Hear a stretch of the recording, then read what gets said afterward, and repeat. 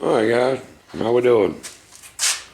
Back here on the S10 as a daily thing. Alright, where we've got, I don't even remember the last thing we videoed.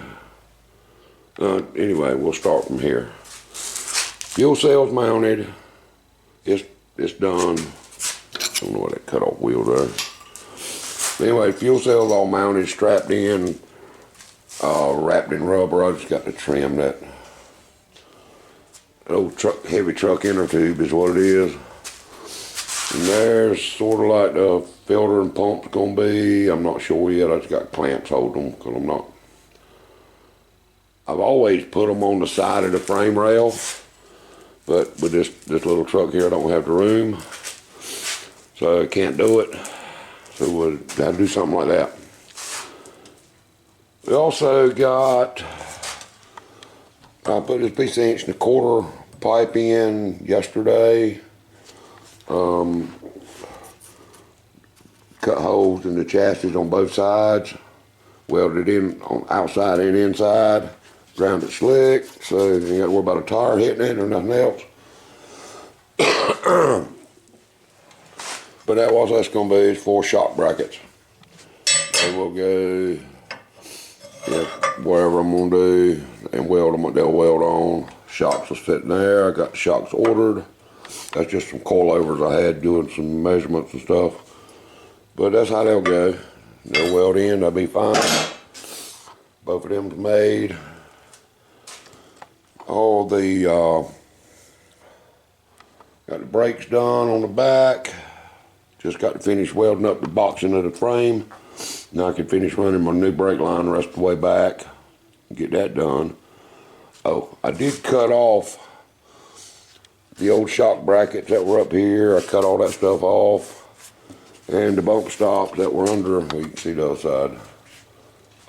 The bump stops that were on the bottom of the chassis where they were going to hit the brake calipers.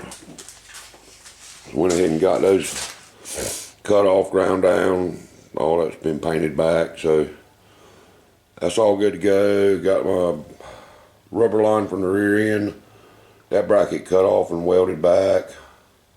Hose is hooked up, so I just got to run the brake lines, like I say, from right up there on back here. It's propped up over in the corner. That's done. So that's pretty much all I've got done. I don't know, I told you the drive shaft's in. But it's actually a, I don't remember if I told y'all or not, but it's a Ford Ranger drive shaft, regular cab, short bed Ford Ranger, worked perfect. I just had to change the yoke from a Ford yoke on the front to a Chevrolet with one of them bastard U-joints. But that was no problem. That's done. Got the core support out.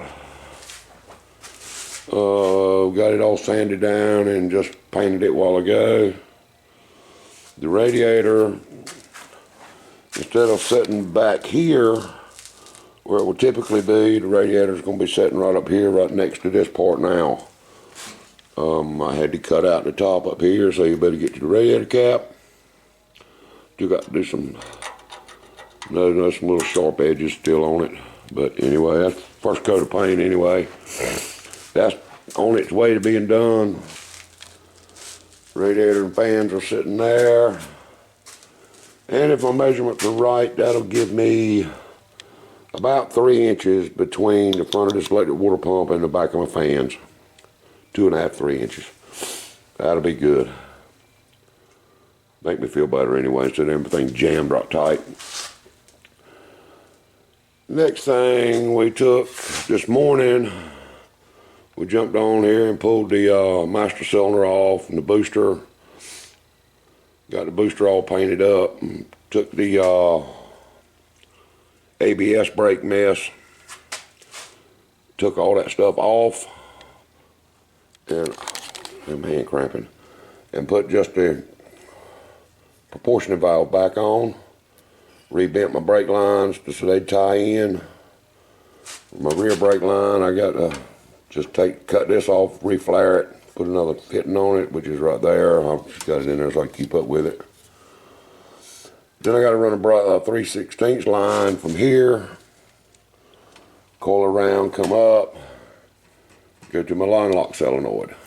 This one's already tied into the brakes, front brakes, so that's done. Just got to adjust it a little bit. I ain't happy with the way it looks. I got to do a little bit with that. But that's pretty much done. Just line lock just need to be wired up, and that would be one thing finished. So I'll pick up some brake line in the morning and get that took care of. And then I guess we're going to start deleting some of this wiring. My shocks won't be here till the middle of the week, or end of the week, something like that. And we'll get started on that. We'll finish up back there, maybe. And my cab corners, I got them ordered. They'll be here. Got a bunch of parts coming. So toward the middle of the week, I should have cab corners and shocks. So that should be able to finish that part up. Maybe tomorrow. I'm not sure if I'll get the radiator and all put in. I may just leave it off till I get all this wiring figured out. I'm not sure yet. But with the bump stops now off and all, it's plenty of clearance. Well, I can't always see it, but anyway, it's all good. You know, so it's just time consuming, you know, doing this stuff. Me and Barry, we piddle on it for a while, we'll deer hunt for a while, piddle for a while, deer hunt for a while. So we don't get in a real big hurry, but we're getting there slowly but surely. You know, and Barry has a carpenter crew he has to go take care of too, so he's back and forth. But that, you know, that looks pretty good. I mean, it gives us, shoot, 1.5 inches, almost 2 inches between the frame rail and the tire, so it should never be a problem. That worked out real good. Same thing on this side. At least they're within a 1/16 anyway from all my measuring. So I'm good with that. But I think we're going to get that the front end back together. Start deleting the wires. I got a Hurst quarter stick shifter over there to put in. Get that took care of. Bunch of little stuff, you know, just little things we got to get done. And you know, it takes time. And I got to run my fuel lines. I hadn't run them yet. But I was kind of hesitant on that until I decide if that's where I want the fuel pump and fuel filter or not. I'm not sure. I've never really had the fuel cell set down that low. You know, so typically the fuel cell would have been up here on this level. And, you know, it would gravity feed actually out of the cell through the filter to the pump. So, you know, not concerned. I don't know if it'll work or not, whether the pump will pull fuel uphill.